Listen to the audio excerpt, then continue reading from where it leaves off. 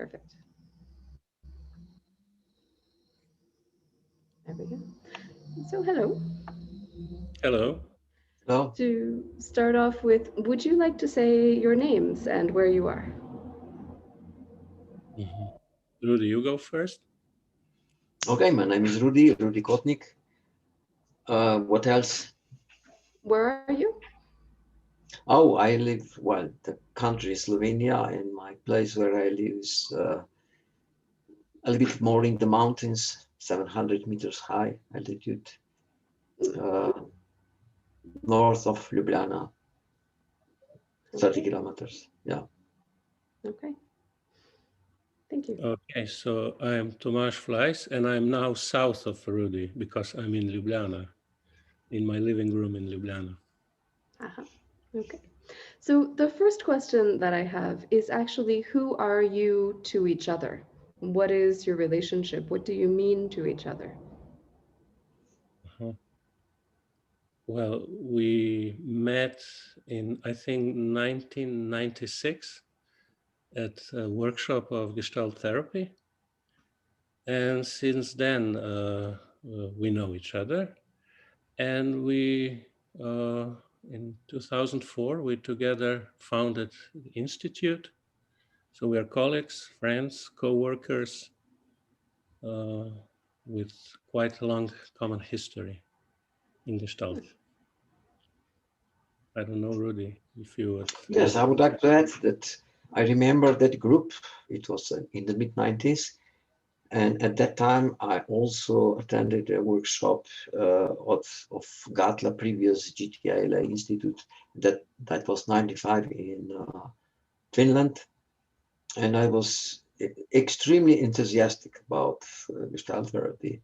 And when I came to this group, where Tomaž was as well, I realized that he's the only person who is in the same way enthusiastic. The rest were not so enthusiastic as we were, so we had a lot of in common, and that was the beginning of our common journey. And what was your first impression of Rudy, Tomaž? My first impression of Rudy, well, he has darker hair, not so much gray hair as now. I knew he was a professor of philosophy, so at the beginning I found him quite serious, but then I found out that I can also joke and play with him. Okay. So the next question is, who are both of you as people, as an individual? And that can be about any aspect of yourself, your passions, your qualities, or particular values that you hold. Mm. That's a difficult question. I don't know if I'll be able to answer. A professor Get of out of your philosophy. That's get the out point. of philosophy skin.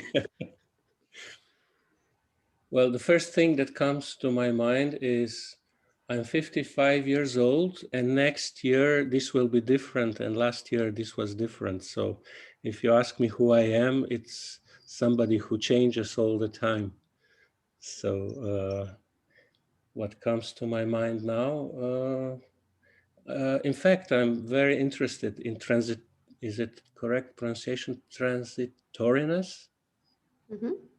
Yeah, yeah. I'm also trying to paint again, and I'm doing kind of action painting, and I'm very much interested in this process. And I'm very much aware of how the passage of time, and I don't know if this is related to my age as I'm becoming older and more aware of it. I don't know. But the data that don't change is I have a son who is 22 years old, and I'm 2 times married, and I'm Gestalt therapist. I think this will remain valid for quite some time. What about your values? Would you say that there's a value in your life that you sort of structure around or that you hold? Yeah, the first one is to be true to myself, and also being aware that I'm a social being. So also I think in psychotherapy, I think I find the political dimension quite important. So I don't think that we are living in isolation, and also when we do therapy, I think we need to be aware of that. Yeah. Okay. What about you, Rudy? Have you figured out who you are? I can start with what maybe will continue as well. That is my professional identity.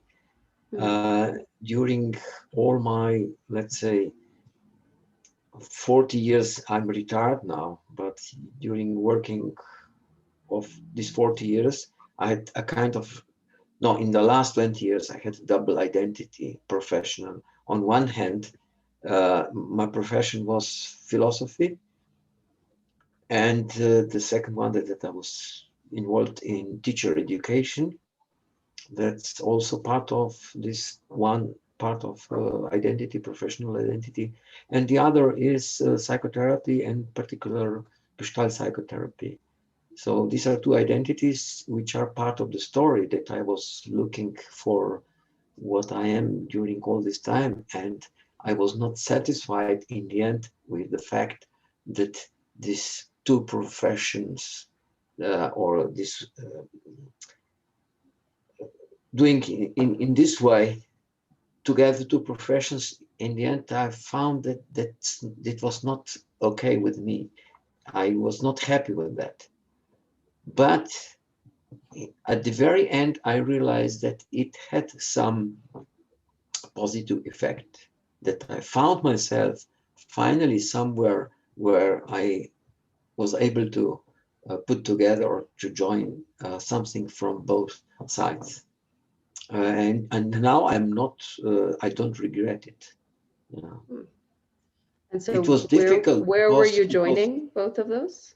I will explain that, but it was, for me, it was difficult to work efficiently in both areas.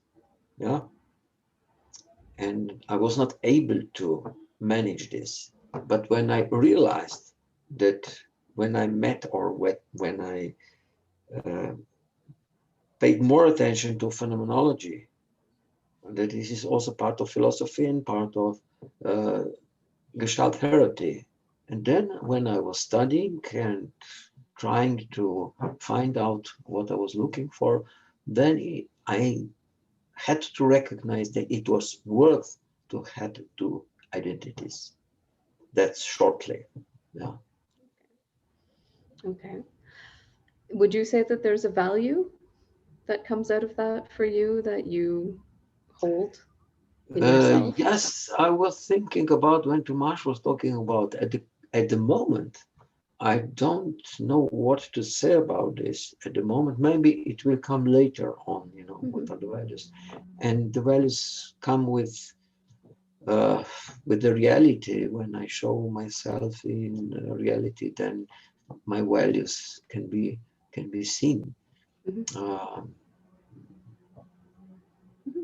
What I don't, maybe I can say, what is not my value is that I don't like dogmatism and narrowness and so on. So this is maybe one value. Okay. So a question a bit about your histories. What comes to mind as an event in your life, hopefully more personal than professional, but it may be both, that has shaped you or marked you in some way, that's had an influence in your life?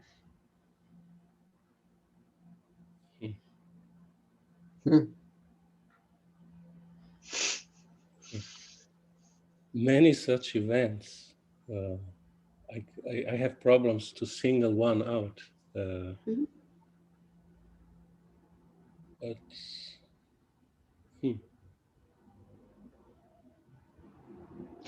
in the meantime, maybe I can say something what is not directly related to my profession and the situation now. But I know that when I was 19 years old, that was in 72, it was the time of, let's say, hippies and these kind of things. music, this kind of music which is related to this area. And a lot of people went to India from my country, and everyone went there and said, "Ooh, why don't I go there?" So I went there. I had plans to go to England to work and to gain some money, to get some money. And then I didn't get that job, or working permit. So I went to India. And that was a kind of, how would I call it? Just travel, hitchhiking. I had with me $120. Yes, And you $120. hitchhiked from Slovenia Yes, to India. and there was no way other way than hitchhiking. Mm-hmm. And it was a kind of, let's say, not only pleasant experience, but interesting experience. I was very enthusiastic about knowing about other cultures all the way to India. But more than I was approaching to India, and finally when I reached India, then I was confronted with such a different life. Poverty, I was in hospital for a few days, and there were people dying near me. And when I returned, I was a different person. I could not forget what I saw, what I experienced in that, let's say, short period of 2 months in my holidays. That How did changed it me. change you? How? Well, maybe other people could say more, but I became a little bit more serious in a sense that I was aware of the world, which was not just what I experienced before in my childhood, but it was also painful and terrible, or it was a struggle for survival. For me, also this aspect of life came in front, or let's say, as a figure, became a figure. That was my experience, which shaped me in the, let's say, 70s. I remembered one experience. I let my memory float a little bit, and it took me quite long time ago to when I was, I think, 4 or 5 years old in the kindergarten. And I was playing with two buddies of mine, and we saw a little boy playing also near there, and we approached him and said something to him, and he answered in German.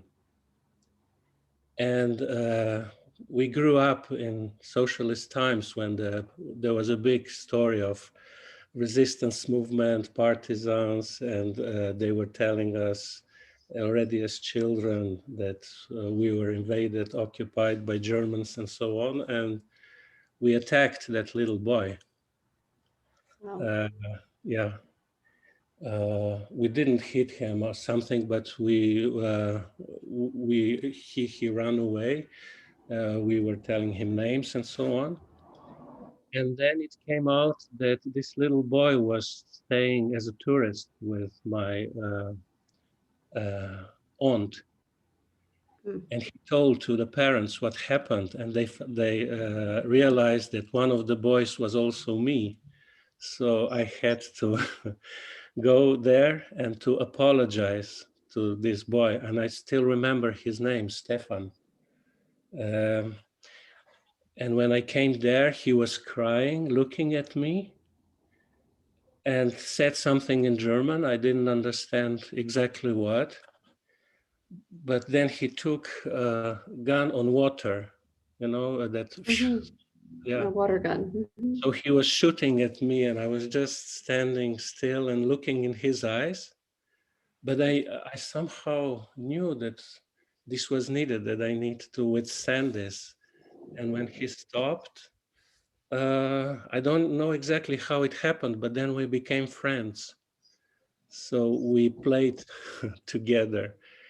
And it was very, very strange to me how the adults were behaving, because before they were telling us that the Germans were our enemies. And now all of a sudden it was a very different perspective. So I think that was a very important event in my life where on one hand I felt ashamed, but I had enough strength to stand and look the boy into the eyes.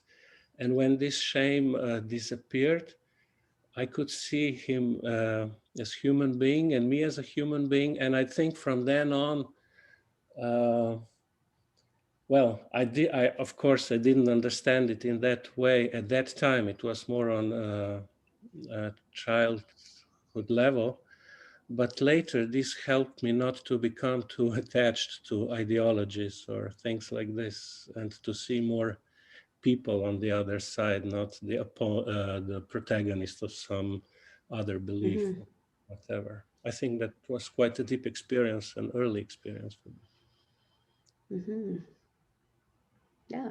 Wow. I'm just that does. I can't imagine being an adult watching that. Okay, so what about other people? I've asked you about your relationship, but what other people have you met in your life, or what person has been a significant influence on you? Can there be more of them? I'm sure there are, yes. This can be personal or professional, but someone who has somehow touched you or changed you. I remember a professor at high school. He was a teacher of art, and he was also a composer. And he was thinking very differently from others. And I think he made a big impact on me because I could really feel also his deep passion for what he was doing. So then as this passion was contagious, so I began to appreciate art deeply. And I feel like it was a kind of transmission, not only of information, but also of some personal attitude of this deep passion. And I still can feel how this influences me nowadays. So I realized that passion is important with him.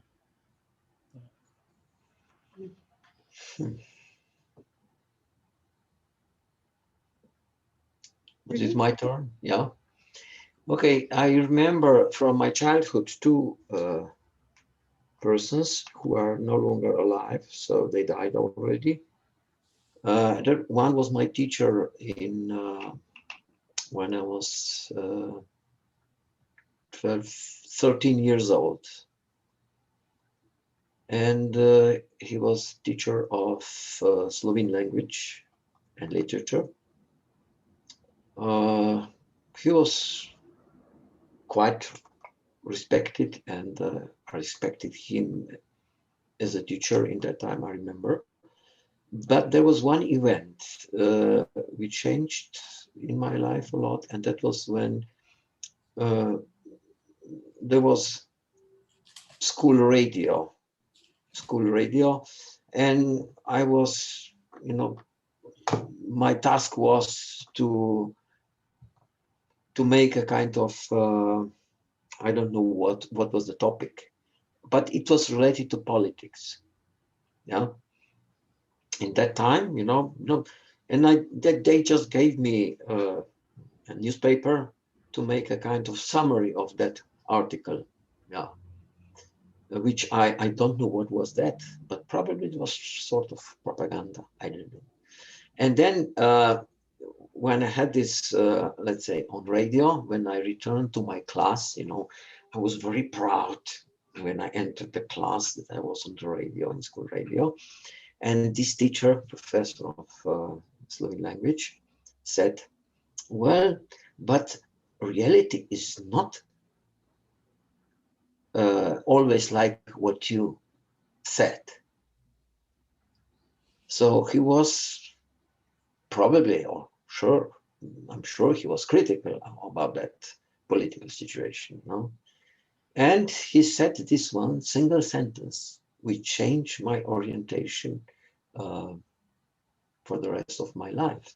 That I became critical towards things around me, that I didn't take them for granted. Mm. I was checking, thinking about, and so on. And I remember that a few years ago, a journalist made an interview with me, and it was published in a local newspaper. And in that interview, I said that I will never forget this teacher, because he changed my, let's say, openness, or I became much more open and critical. And that I still remember him after 50 years. And there was a presentation, because that was not just a newspaper, it was a book. Yes, a book of the community, local community. And he came there, and then we met after 50 years. And he was shocked. He couldn't believe that I remember this after 50 years. But, you know, I just said what, you know, was my reality in all these 50 years, that he had a kind of impact on me, influence. And I remember that was in 66, 67. In 68, there were, let's say, kind of student movement. And that were the beginning of 70s. And I was part of the student movement. I was passionate in this, involved in this student movement, and reading, let's say, literature which came from, let's say, Germany in that time, Frankfurt School. And also it led me to philosophy and to think, let's say, critically about reality, about everything around me.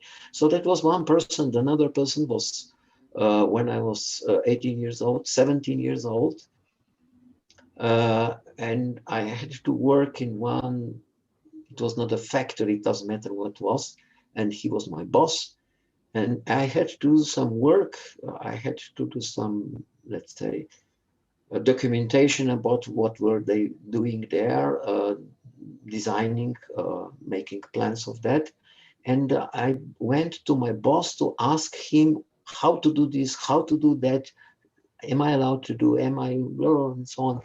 And he said to me that do it as you not wish, want, but do it independently. And I first time in life, it was first time in life that I was aware of my responsibility, that I can do something, you know, if I take responsibility for that, you know. And I become a kind of what's the English expression for this, self-reliant or what?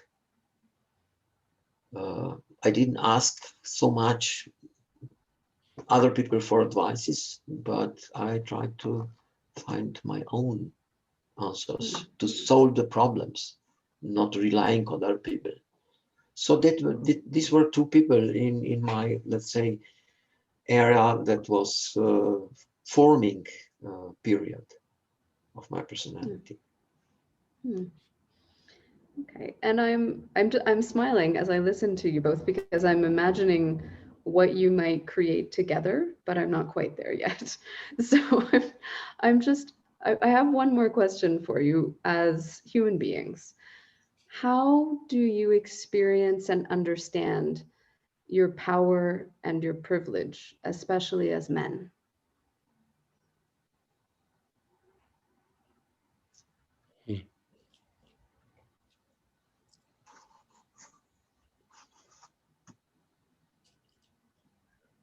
Well, sometimes it makes me feel uneasy because, as you say, as a privilege, it means that then somebody else is repressed because of it. Yeah. So I pay attention as much as I can to this also male-female relationships. and I often talk about it also with my wife. And yeah, I became more sensitive to it when she sometimes attracted attentions to the things I don't see in terms of this discrimination, because I tend to think, okay, I'm egalitarian in my view, but there are many things that are on the implicit level. And one of my themes that I am interested in, and I also wrote an article about, is men and shame, the male issues, about the male issues. So I think there is also the repressive part in this privilege, because there are certain introjects how you should be as a man. So I think we are, in fact, all victims of patriarchism. Only one are the victims above, others are victims below. But still, I think it's important to pay attention also to the economic aspects, for example. Yes, I may be repressed in some areas of my expression as a male, but on the other hand, I know that on the average, men still earn more. So it can't be just equalized. We are all repressed and patriarchism. So that's also why I said at the beginning that I'm interested also in the political dimension. And I think with this question, you are touching a political dimension, which is at the same deeply personalized and personal. I mean, Yeah. they're social structures and how you understand yourself in them. Yes, yes. So I can't differentiate. I mean, the personal is political and political is also personal. Exactly regarding this question that you put. I don't know if it had any sense what I said, but yeah, I mean, I don't necessarily expect people to, say, oh, mea culpa, feel bad about having privileges or having power. I'm just curious how you experience it and how you understand it in yourself. So, do you have anything? I'm sorry, go ahead. yeah, and maybe it's not so much a sense of, it's not a guilt, but it's just a need to pay attention to this. Yeah. Okay. Yeah. Rudy? Mentioned that I partly answered this question with in the beginning or in the middle when I was talking about India, my experience when people around me were dying and so on. And yes, I didn't want to turn away from this. I didn't want to close my eyes, and I also didn't close my eyes when I noticed very clearly the cultural, let's say, specificity of all Eastern cultures where women are oppressed. That's what I noticed. And after that, I didn't have so wide approach. I was not so open to different cultures. In the beginning, I was too naive and too much open, and there was more realistic. Yes. But what to take and what not take from this culture. So that's what really noticed, and I became aware of that difference. And maybe I can go later on to my study in England in 30 years ago, when one of my professors, they said that he rejects essays where it is not used he or she, when there is already masculine pronoun used. Okay, I took it something important, significant. And then when I returned home, I remember that I had to write something for the Board of Education, some document, and I strictly used he or she.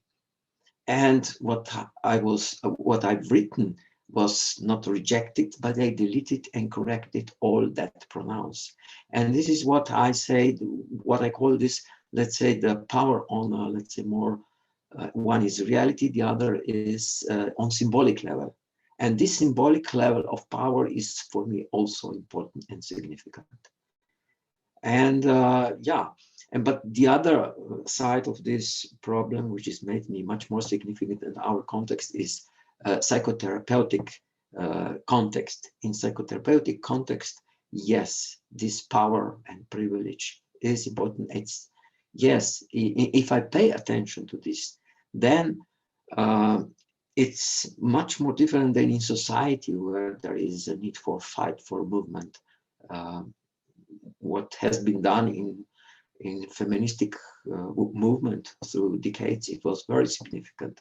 But there are these symbolic levels which are, let's say, less, tackled or whatever I would say. So in psychotherapy context, I'm aware of that. And although I know that the problem of power is not, it's sensitive issue, but also controversial issue. And how to deal with it, yes, in psychotherapy context, either in psychotherapy or in training with trainees, if we pay attention, then we can pay attention also how we co-create this. If we have response from trainees, then we can deal with that and co-create something, and we see how we co-created the whole thing. But now I'm changing a little bit. So you told me that you two met in a Gestalt therapy workshop.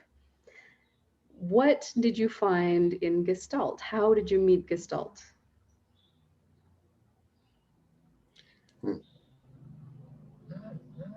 At that time, I was still very much into spirituality, and I was teaching meditation.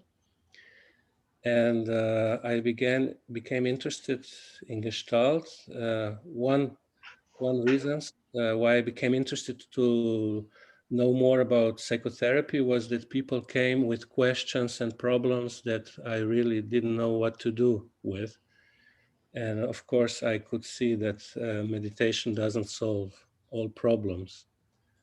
So when I came to this workshop, I think on the second day, I realized that it's not other people who need help, but it's first me who need help.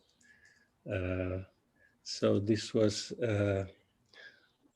relieving for me. It was a relief because I felt a burden, like I must save everybody, or very neurotic.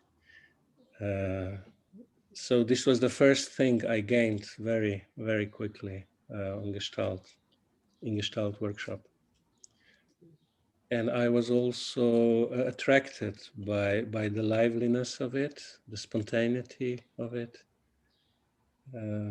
Yeah. And how did you find it? Was there a poster? Was there a class? Was there a...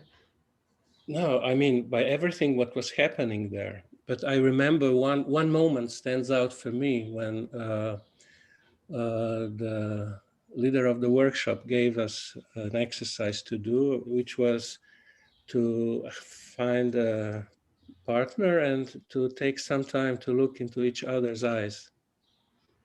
And when I looked at the eyes of my partners, I was really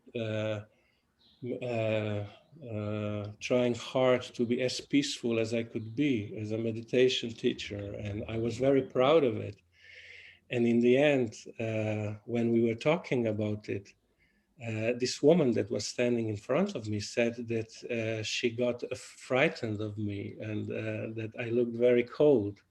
And I got this shock, like, a Zen master who is hitting with a stick. It was a moment of revelation for me that I in fact, was playing a role. Mm-hmm. I think they call that a spiritual bypass, right? When you go around your humanity and up to the spirituality, a spiritual bypass. Yeah. Mm-hmm. And maybe now I realized when you asked me about values, when I said that authenticity is one of my values, I think it comes from there, that I don't play a role, that I am myself. maybe in a role as well, but not playing a role and identifying with this role. Okay. What about you, Rudy? How did you find Gestalt, and what did you find in Gestalt? I think it was in 92 or 93, probably 92, yes. I was in a personal growth group, and the person who was leading this group, she was not a therapist, but a kind of person who had knowledge about this experience, and he had once also he once attended a workshop of that time GTILA in Dubrovnik in Yugoslavia, and so she showed us also sort of, let's say, gestaltish approach. And in that time, she demonstrated a little bit of transaction analysis, a little bit of reality therapy, and so on, and a bit of Gestalt. And in that time, when she demonstrated that, I paid attention to this and I was attracted by it. And I was interested, curious. And I asked her, I want more, please give me information. So that's where I got information about this, let's say, training where I met Tomaž. And she also gave me information about that 95 training, summer residential training of GTILA in Finland. So that was my first encounter, and that was interesting that I realized that, I would like to know more about, I would like to experience this. And from different approaches, it was Gestalt therapy, which was something special, and I didn't know what was that. I just was attracted. And because there was, at that time, there was no training in Gestalt therapy.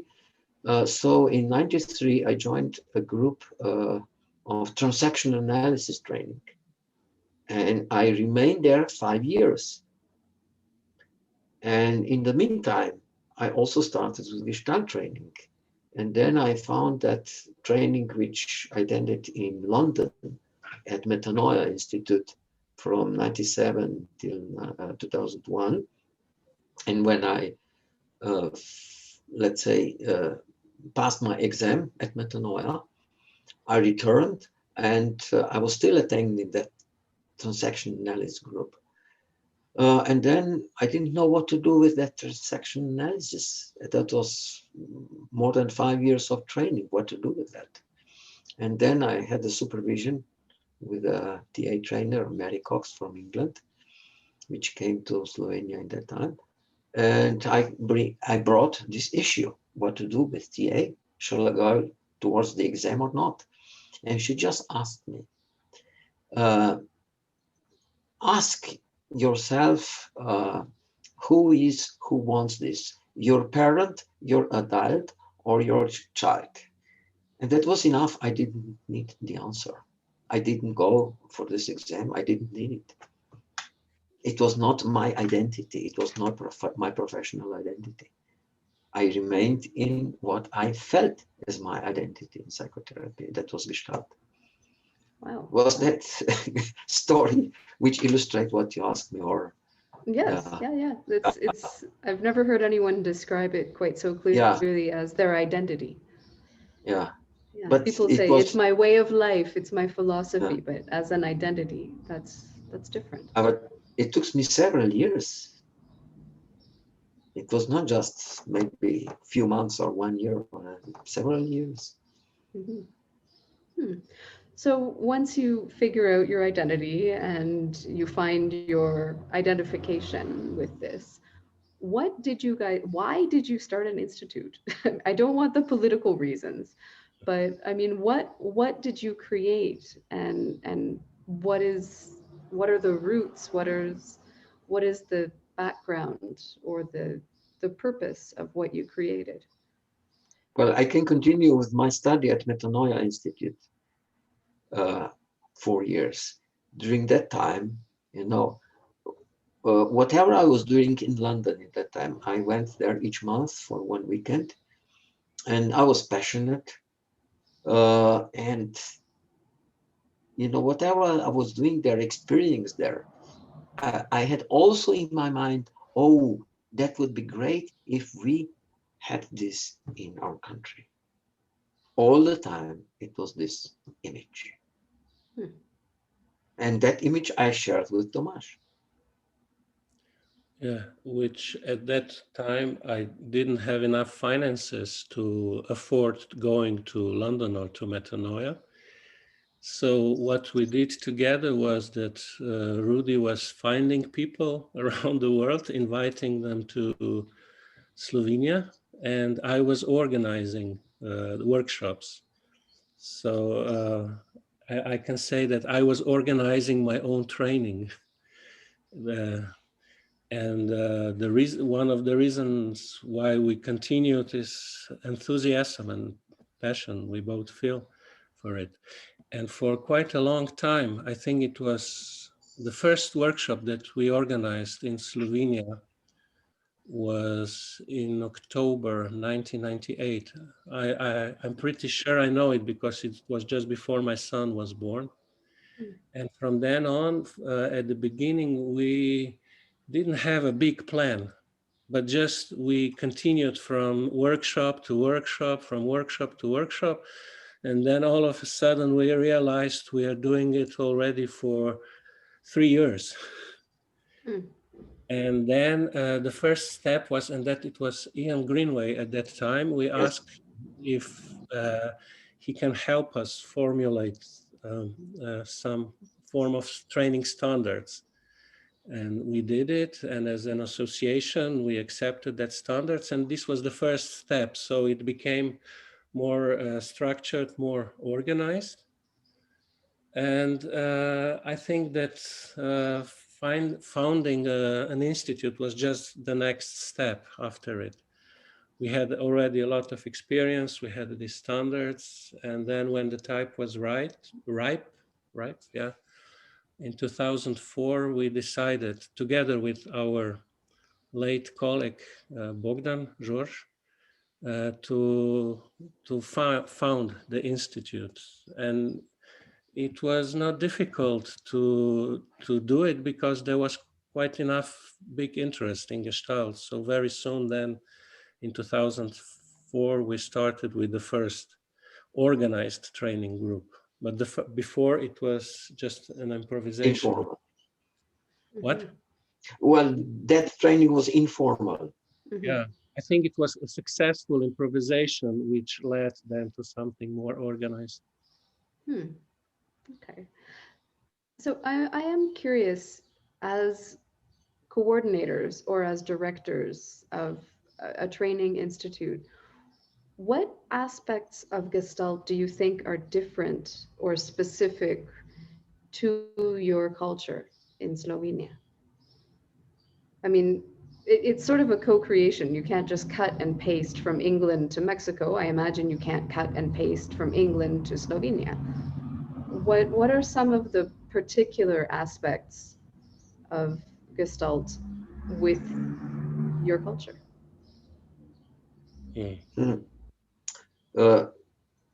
It just came to my mind that when I was during that Metanoia training, 1 year there was a person who was coming to London from Israel, but in origin he was from Chile. So he was from Latin America, from South America. And from him, I learned that in South America, the Gestalt was much, much more, let's say, politically oriented. So that was that culture. And that was my first experience of that it is so much, let's say, related to politics. And that was the first time that I start to think whether there is a kind of identity in our, let's say, culture. And what we realized when we planning together was that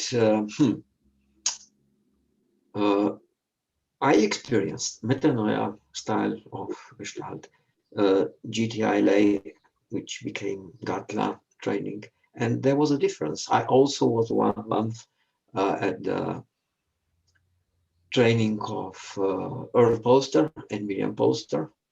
It was in 98, 99, no, yes, 1990, 98, yes.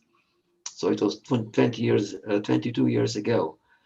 And what I was, let's say, a kind of realizing, and I became aware of, that there are different approaches to Gestalt therapy. And whether this a question of culture? Is it culturally, let's say, conditioned or something else? I don't know. I don't want to speculate. I'll just mention a brief, short story. At the end of the third year of training at Metanoia, in fact, I entered into their third year, yes, but it was my first year of training there, yeah. I had a meeting with my training consultant in London, and I asked him after 1 year, let's say, I wanted to hear his opinion about my work. And, he was hesitant. He didn't want to say, let's say, directly. He said, like, see my work, let's say, a little bit of more directive, more confrontative. And their approach was, let's say, more dialogical, yeah, and relational.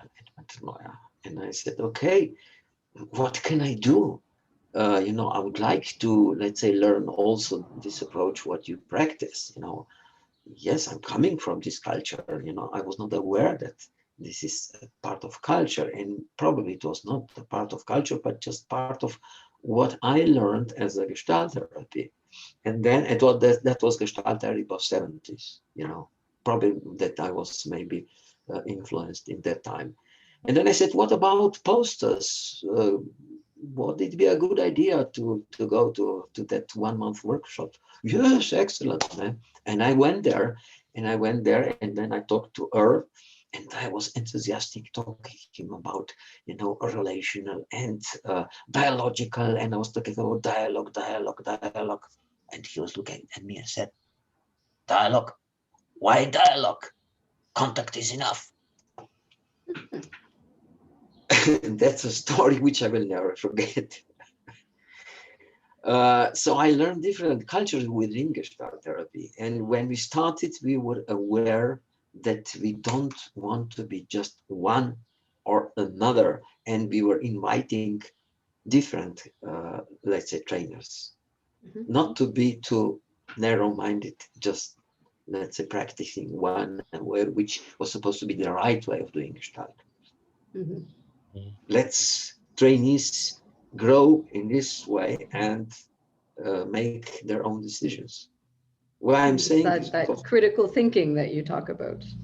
Yes, I heard stories, but then when people went in other countries to exams, when they're different, let's say, institutes, they had difficulties to pass the exam. And they thought that it was because of different, let's say, backgrounds which they come from. Whether it is true or not, I don't know. But I was aware of these differences. And I'm still aware. And, when somebody enthusiastically tells me what is the right way of doing Gestalt therapy, and I become cautious and curious. Which of course doesn't mean that maybe we don't have our own approach, but when you ask this question, I felt like a fish in the water, being asked what the water is like. So we would need somebody out of the water to answer this question, I think. Maybe. But I can tell you why I think Gestalt can be useful for Slovene people. Because we are a nation that retroflects a lot, and we are also tend to be very confluent. I remember once when Todd Burley came to Slovenia, and I asked him, because he stayed here 7 days, and I asked him if he can tell me what he observed about Slovenes when we go back to the airport. And on the 7th day, when we were again at the airport, I said, "Now, Todd, tell me, what did you observe?" And he said, "Well, it's very simple, you know. You have one basic rule, which is do not disturb. Mm. Don't be a disturbance." So I think with the help of Gestalt, we can learn to be more disturbing in a creative way, and Mm. reflect less and individualize more. And so, yeah. Okay. But then this also shows in the training where there are growing edges that we need to work with. Mhm. It's for people to dare more, to to be more expressive and so on. Mhm. Okay. So I'm wondering how all of the years and all of the experiences in Gestalt have affected you as people. Again, the same kind of question as before, that maybe I don't know, but maybe other people can know. Mhm. One thing is that, yes, that I'm more disturbing, that I don't take for granted values Mm. which are persistent and, let's say, rigid. That's maybe the first things which come to my mind, but there are probably others.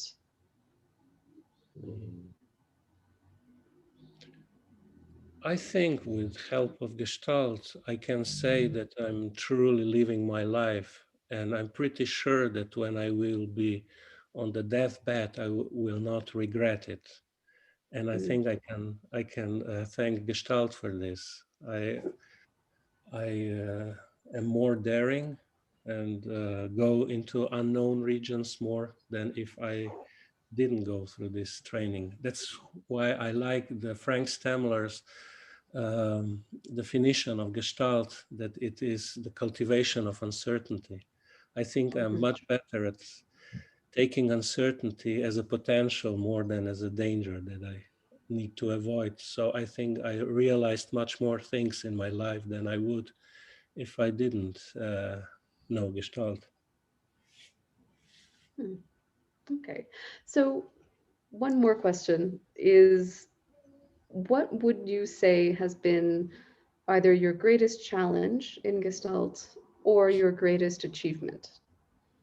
And maybe it's the same thing, or maybe it's two sides of the same thing, or maybe it's different.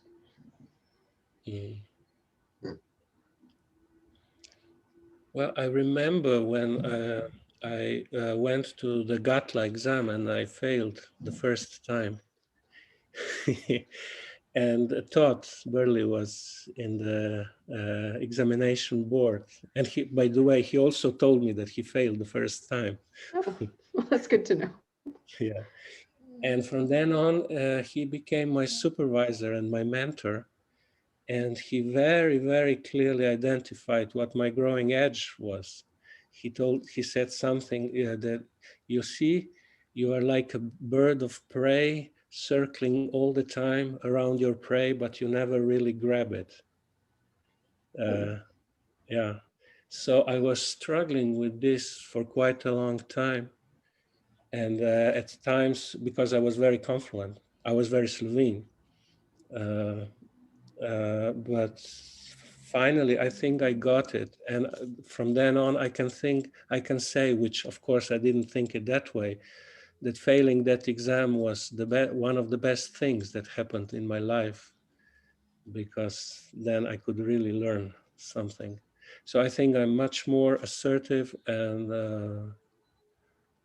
aggressive in the Gestalt sense of the word than I used to be, which is also connected to going for what I want in my life, I think.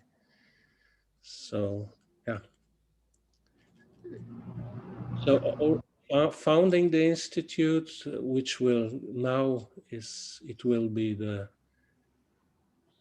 17th year of its existence and persisting all this time. It's almost an adult. Yeah. Now we have the 6th training group. I think it's quite a big thing. Yeah. What about you, Rudy? A Well, challenge or an definitely achievement? the passing the exam, I didn't have this opportunity uh, to fail. I passed the exam at Metanoia. But during this process, it was a difficult period of my time because I decided to go to for the exam at that time when my daughter was born. And it was very difficult time, a lot of work with my work with at home. At that time, it was in this house. Did first floor didn't exist. We were building the whole house, and I decided to go to the exam. So I had very short time to write the case study, and when I did it, when I managed, I sent it to my let's say mentor, Ian Greenway, and when I received the feedback on in email, I was so surprised that I couldn't believe, he wrote me email writing me that when he went through this, my case study, that he started crying because he couldn't believe that how much I improved during this time of my study. So I also became aware of my improvement, of my progress during my training and study. And that was a surprise for me. I was not aware of that. He let me know about that. And then I became realized what I did with my client who was in this case study as a client. And that struggle with that client who suffered a lot at the beginning because he was diagnosed as anorexic. But she said, they say that I'm anorexic, but I just can't eat. I'm starving because I have so much pain in my stomach that I can't eat. And that was difficult time for me to work with this difficult client. And when we finished with that, let's say, therapeutic process after 3 years, that was for me, let's say, I really felt happy. I felt happy in that time when I realized that she really improved. And that was part of my growth as a therapist and part of my, let's say, finishing my study. My daughter was born in that time, and I remember when she was born that was feeling of happiness in that time, all together. Yeah. Mhm. So the last question that I really have is what's next for you as people, for your projects, or for Gestalt? What's next?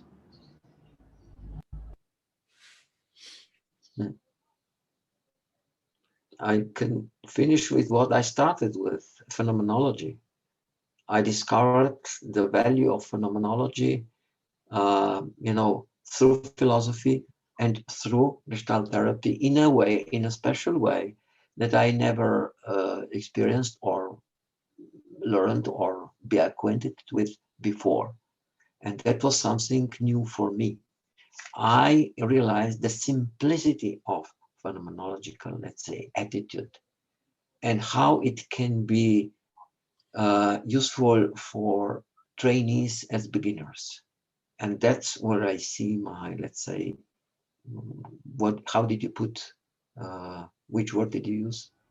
The growing edge, the what's No, next? but you said something different. I don't remember which word you used. No, I As a just kind asked of, what's next. yes, what's next? This is next to explore this, what I realized that is something, let's say, valuable and still productive in a way that there's still potential. I see a lot of potential in this.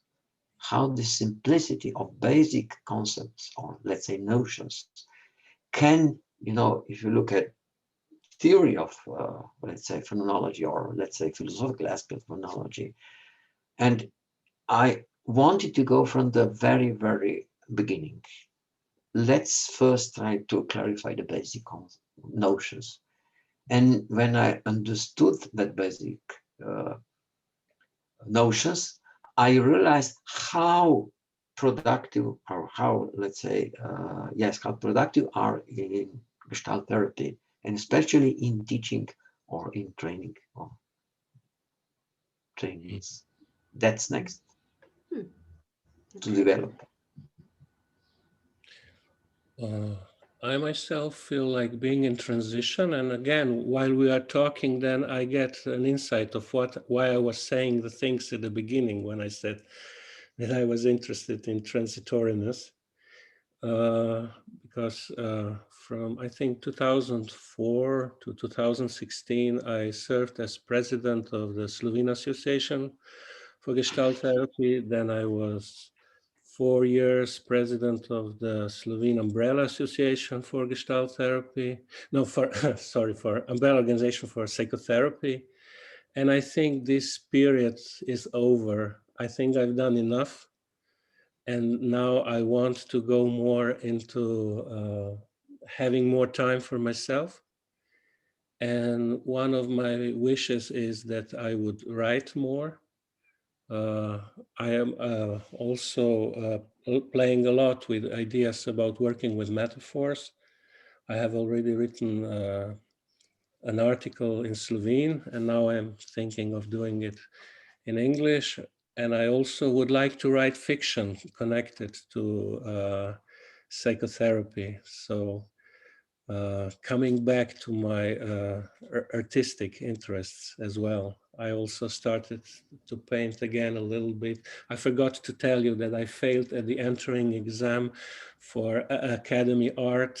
This was when I was 19. So the Gatla exam was not the only one that I failed. This is encouraging, though. It doesn't matter if you fail exams, right? Good things come. In fact, it creates new opportunities. So I'm coming back to some old interests, and writing and painting is certainly one of them. And of course, I intend to continue running the Institute together with Rudy.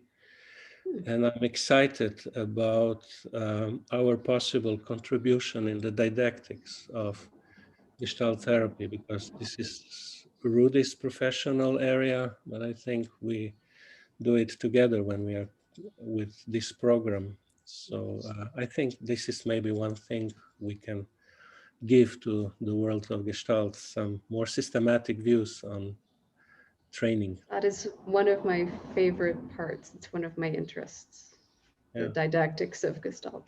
So do you have any questions for each other? Is there one thing that you've never asked Rudy that you would like to ask him? Rudy, will you marry me? Rudy for Tomaž? It was a joke, of course. Yeah. It's interesting because Rudy was talking about curiosity.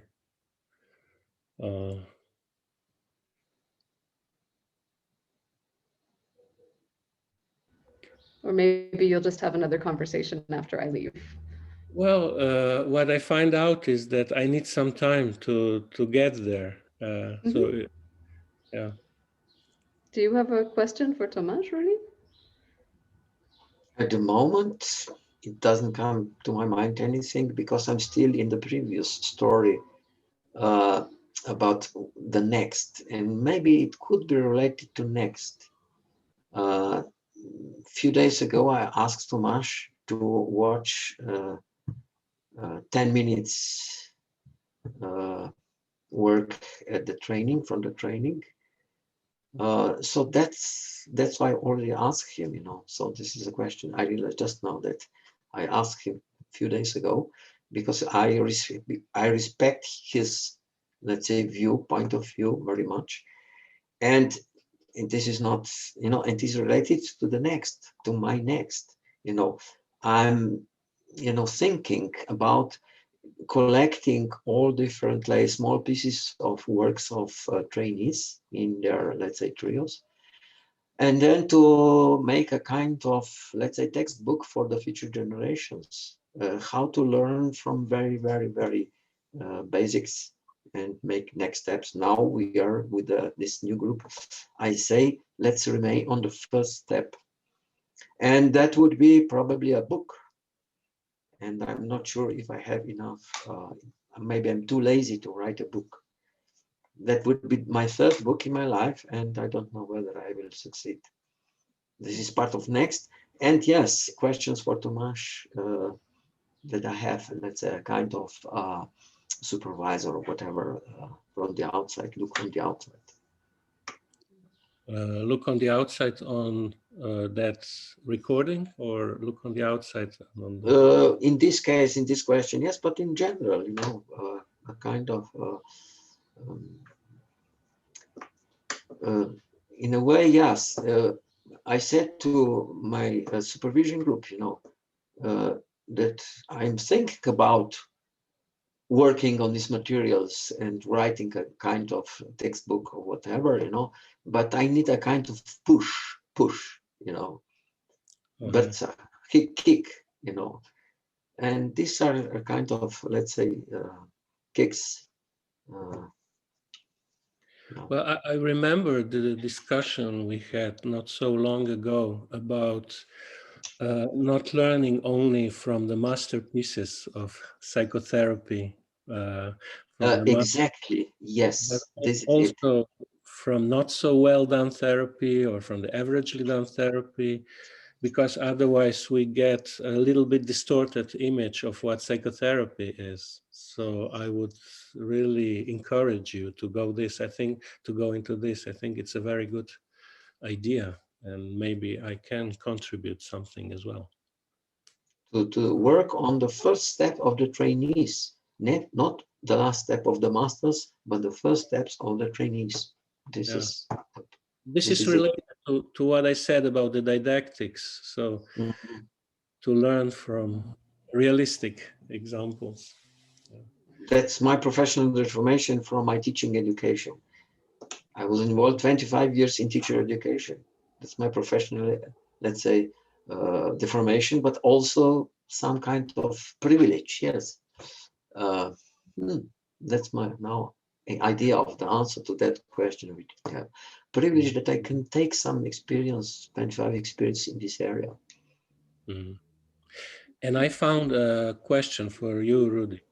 Okay. I remember you told me that you went through the school for playing guitar, that you played guitar, that you learned to play guitar. So my question is, are you still playing guitar? Because I never heard you playing guitar. No longer. Oh, that's it. It's funny, but my guitar is there. You see that my guitar there, and I had my guitar with my strings, I think more than 30 years, the same strings. I didn't change them. And I thought maybe I should change the strings. And I bought a new strings, and the weakest string is usually D. And it broke in few weeks. And it's already a few years. That's the reason that I don't need to play guitar. It's a funny. Okay, so I'm encouraging you to write the third book and to start playing guitar again. And to order. This sounds like a challenge. The string, the missing string. Okay, well, thank you. It's been lovely to meet you both. Actually, it was a very wonderful way to wake up this morning. If there's nothing else you would like to add right now, is it okay if we leave this here? I would just like to add that I was aware of the sounds of your children. Well, it's been my neighbor's children. Now it's my children. Right. So, yes. Okay. Yes, but yeah. So is it okay if we end here? Yeah, and I'm aware of your Christmas tree, so I wish you a happy Christmas. Well, thank you. Thank you. Okay. Yeah.